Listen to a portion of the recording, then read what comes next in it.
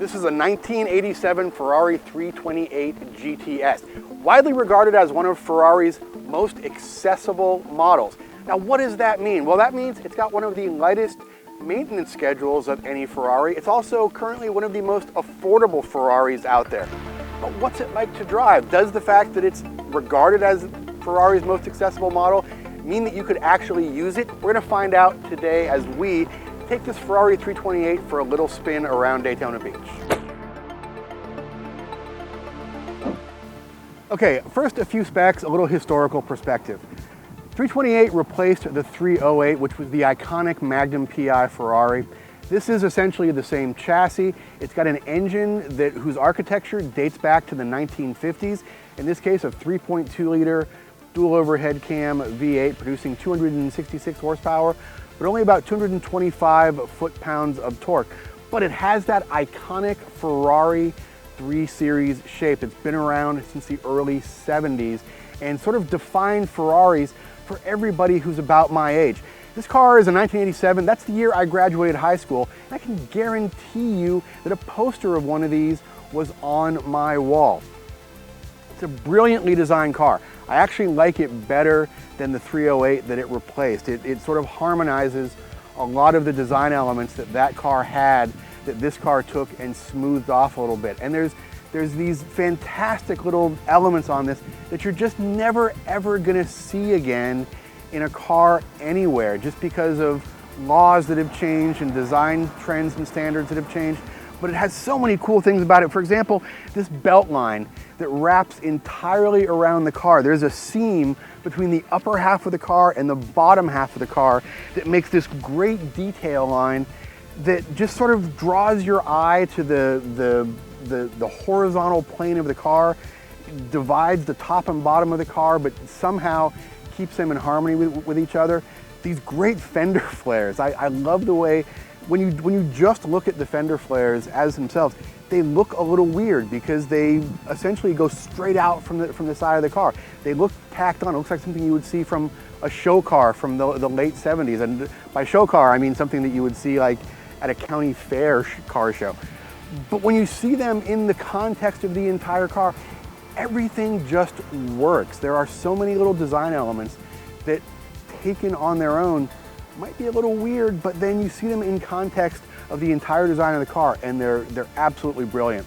Of course, these vent panels back here, which swing out to reveal the gas door over on that side, really another iconic Ferrari trademark, and these louvers are echoed in several places on the car, not just in these vent panels on the side, but in the engine cover, in the front radiator extraction, and even in grills on the front and rear of the car. So there's lots of these little design elements that carry over throughout the car and just sort of create this visual language that these cars, look, you don't become an iconic design without speaking a really special visual language. These cars definitely do that. The interior of this car is very simple and very industrial. You look inside, it's not a luxurious looking interior. It has this very simple center console with just a little pocket on the side. It's got all these great mechanical, industrial looking buttons. It actually looks like a synthesizer that would have been on stage in 1989 from some electronic underground band. That it has just these great sort of tactile buttons that are designed into the interior, and it looks like for all the world, like a very mechanical device, which it is. It feels like that, but it's also a pleasant place to live. The seating surfaces are very pleasant. The seats are very comfortable. The surfaces feel nice, even though it's simple and Spartan. And actually, when you look at it, your first reaction is, well, that almost doesn't look high-end because there's not a lot of plush or cushy or soft or overly covered surfaces. There isn't, these cocoons for the driver and passenger. It's very Spartan, very stripped down. But then you realize it's designed that way. It's designed to give you room to enjoy the car, to create this space around you that you just sort of live in and enjoy with these really cool, really the best of 70s and 80s graphic and industrial design for all of the switches, all of the buttons, all of the things that your hand normally goes to. We tend to think of exotic cars as fragile sometimes. We think of them as these very breakable, these very high-strung, these very delicate instruments. And you spend a few minutes around this car just opening and closing hoods and trunks, and you realize that is maybe not the most accurate description. These doors, for example, everything on this car happens with some degree of authority. Nothing is light, but everything is very positive. You know exactly how hard to pull a lever to actuate whatever you're trying to actuate. There never has to be any sort of doubt over what's going on. And you never feel like you're gonna break anything. Everything feels to be very nicely weighted, and everything feels just right, even though the effort is a little bit higher than what it might be on a Toyota Corolla. And just open and close this door. That's a Volvo sound right there. That is a solid piece of equipment. That is not a delicate little fragile sports car. That is a solid piece of equipment, and opening it is the same way. You pull this lever, you know exactly where it's going to release, and you know when it's going to open. So there's a very deliberate, very mechanical feel to everything on this car that I think belies the reputation of exotic sports cars for being these delicate, fragile things. Okay, enough talk. I got a key in my hand. It has a little horse on it. Let's go for a drive. Let's see what the Ferrari 328 GTS is like on the road.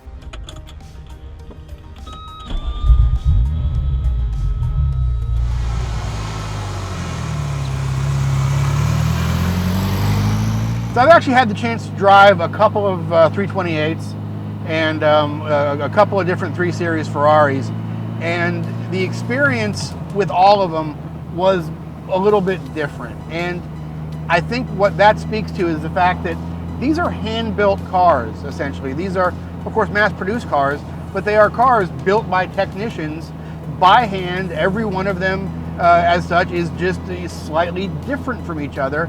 And what happens is sorting becomes a very, very important part of the experience.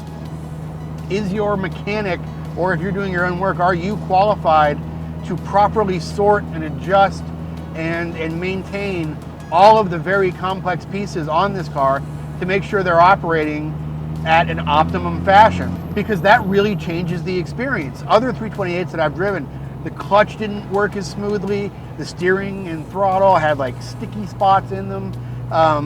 There were just these little mechanical idiosyncrasies that didn't make it as pleasant an experience as this particular car. This car that we borrowed from our friend Lonnie is exquisite. It is brilliant to drive, and it really makes you feel like I could hop in this thing every day and do this, because everything operates so smoothly. It's very unremarkable in its operation. You could put your grandma in this car, and if she could drive a stick, she could drive this car, because everything is sorted so well in here. And everything overall just feels very positive and very friendly, in a very mechanically competent way. So maybe the question is less, can I drive an exotic mid-engine sports car every day, to can I live with being an ambassador for a piece of mechanical art? And depending on what your answer to that is, that's going to define your relationship to this car, I think. If you can live with the fact that people are going to be curious about it, people are naturally drawn to it because it's special. It has a few quirks, but the quirks are entirely overcomable. Yeah, the pedals are offset a little bit. Yeah, the wheel is tilted back a little bit. Man, that's just how it is. You know, if you can't deal with that, you don't get it. It makes great noises. It feels special when you are in it. That's the experience of the car. It's not about numbers. This car doesn't generate numbers the way even like a modern Camry would smoke this car in a drag race.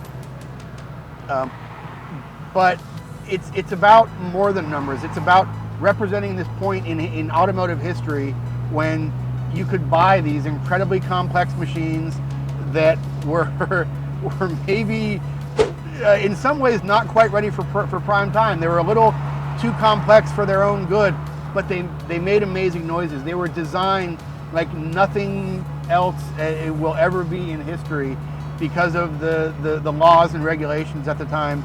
And they look special, they feel special, and they have an aura about them that really makes them very, very special. And that's the experience of this. It's being a steward of that specialness.